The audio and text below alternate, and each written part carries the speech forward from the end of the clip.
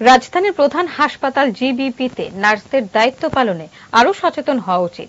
হাসপাতালে প্রসূতি মায়েদের বেড বাড়ানোর ক্ষেত্রে দপ্তরকে উদ্যোগ নিতে হবে। গত ৭-৮ বছরে হাসপাতালের পরিকাঠামোগত উন্নতি চোখে পড়েছে। রাজ্য সফরে এসে বৃহস্পতিবার একটি বেসরকারি গেস্ট হাউসে সাংবাদিক সম্মেলন ডেকে এ কথাগুলো বলেন জাতীয় মহিলা কমিশনের সদস্য ডাক্তার অর্চনা মজুমদার।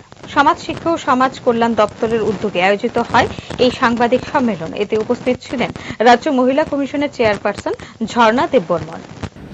গাইনি বিভাগ, মহিলাদের চিকিৎসা পরিষেবা, তাদের কিভাবে তারা থাকছে, তাদের সুবিধা অসুবিধা এবং তার সঙ্গে সঙ্গে হাসপাতালের ইনফ্রাস্ট্রাকচার, ডাক্তারদের এবং স্টাফদের তাদের কোঅর্ডিনেশনের যে সমস্যা অন্যান্য সরকারি হাসপাতালে হয়, সরজমিনে সেগুলো দেখার জন্য ওখানে গেছিলাম। প্রচুর পেশেন্ট, এত পেশেন্ট, মানে আমার মনে হয় আরো বেশি বেড যদি দেওয়া যেত প্রসূতি মায়েদের, যেখানে বেড শেয়ার করতে হতো না, বা বাচ্চাদেরও যদি আরো বেশি বাচ্চাদের রাখার জায়গা থাকতো, তাহলে বোধহয় ভালো হতো।